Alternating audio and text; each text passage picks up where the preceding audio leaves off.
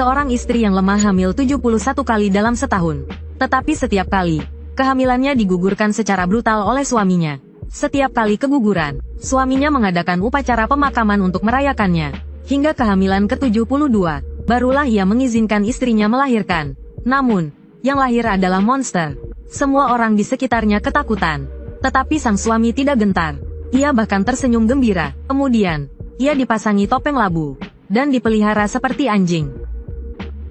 Meskipun ia hanya memiliki 3 kaki, ia dapat berlari dengan cepat. Saat haus, ia minum capung. Saat lapar, ia berebut sisa makanan dengan anjing. Awalnya, hidupnya cukup nyaman. Tetapi suatu ketika, ia tidak sengaja mengintip, dan itu mengubah takdirnya. Untuk mewariskan keahlian menarinya, sang ayah mulai mengajari kedua adik laki-lakinya menari. Tetapi mereka seperti orang bodoh. Satu gerakan diajarkan 800 kali. Tetapi mereka tetap tidak bisa. Sebaliknya, Inugami hanya perlu melihat sekali, dan ia langsung bisa menirukannya. Ia bahkan menciptakan gerakan tari yang lebih indah. Meskipun Tuhan memberinya tubuh monster, untungnya, bakat menarinya tidak terkubur. Sejak saat itu, ia sangat tertarik dengan menari. Ia mulai berlatih siang dan malam. Karena menari tidak hanya membuatnya bahagia, tetapi juga memberinya kesempatan untuk mendapatkan pengakuan dari ayahnya. Sungguh hal yang menguntungkan. Namun, tak disangka, ketika ia menguasai tarian itu dengan sempurna, hal aneh terjadi. Kakinya tumbuh kembali. Ia sangat senang hingga menari-nari kegirangan. Ia bahkan berlari ke jalan untuk berbagi kebahagiaannya dengan penduduk desa. Ia pikir dengan kakinya yang telah tumbuh, orang-orang tidak akan mendiskriminasinya lagi. Namun, saat melewati taman kanak-kanak, anak-anak masih memandangnya dengan aneh. Ia pun membenci mereka, dan melepas topeng labu yang telah dipakainya selama 8 tahun. Seperti yang diduga, penduduk desa ketakutan dan lari tunggang langgang.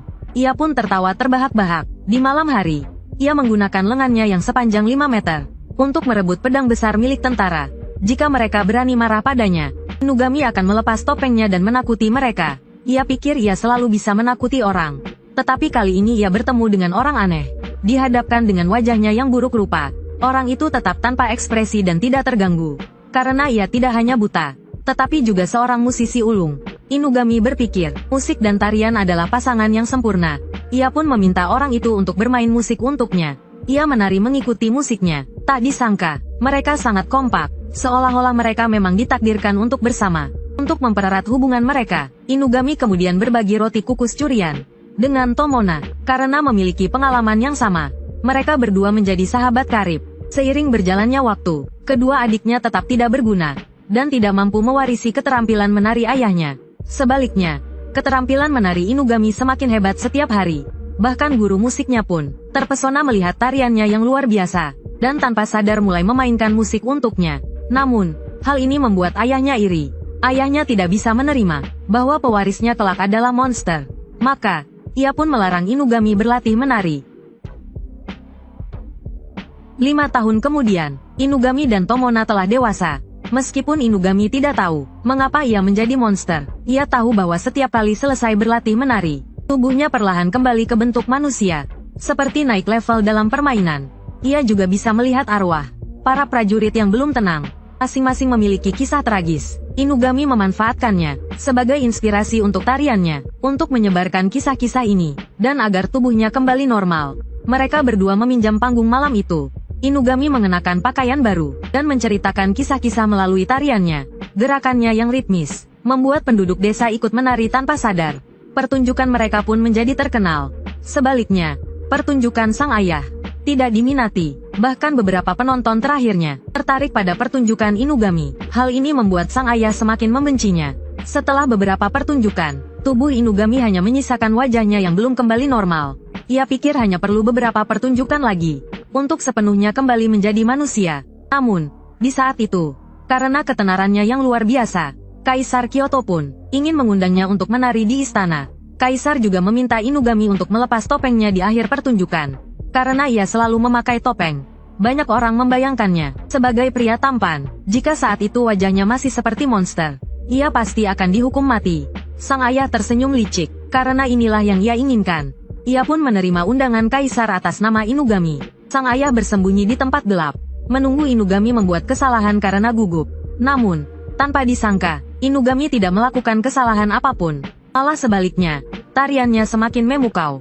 Setiap gerakannya sangat luwes, Tanpa celah, hal ajaib pun terjadi. Semakin baik tariannya, seolah menyentuh hati langit. Kisah tragis sebelum kelahirannya, perlahan muncul di benaknya. Ternyata, Inugami terlahir sebagai monster, karena perbuatan keji ayahnya. Dahulu kala, untuk mempertahankan gelar Raja Penari, dia menukar umurnya, dengan topeng terkutuk. Dengan memakai topeng itu, setiap kali dia membunuh seorang pemain biwa, dia bisa menyerap cerita yang mereka kumpulkan, untuk menginspirasi gerakan tarinya. Namun, jumlah pemain biwa terbatas.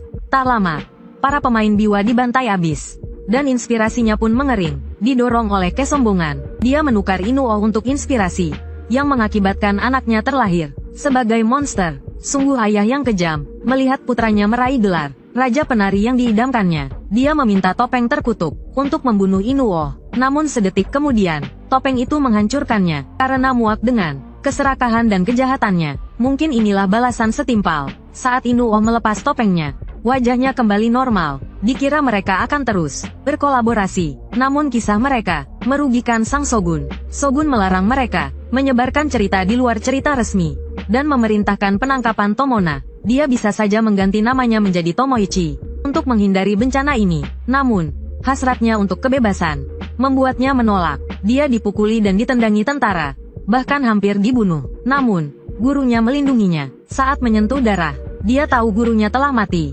Dia kehilangan semangat juangnya, dan dipenjara. Kakinya dipatahkan sebelum dibebaskan. Namun, dia tetap gigih, bahkan memainkan biwa. Dengan kereta kecil, dia menceritakan kisah tragis Inuo, dipukuli, dan tangannya dipotong.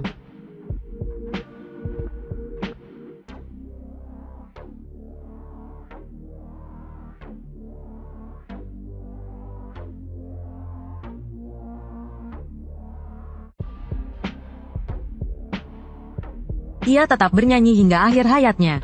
Benar-benar keras kepala, kematiannya sampai ke telinga Inuo yang telah kembali ke wujud manusia. Shogun membujuknya untuk menarikan tarian yang diperintahkan saja. Shogun tidak ingin kehilangan penari berbakat seperti Inuo. Namun, Inuo menolak, dan memilih bunuh diri di depan umum, untuk menemani sahabatnya di akhirat. Mereka kembali ke wujud anak-anak, ke masa kecil mereka. Mereka menceritakan kisah mereka, dengan musik dan tarian. Kembali ke masa kecil, memanglah saat yang paling membahagiakan.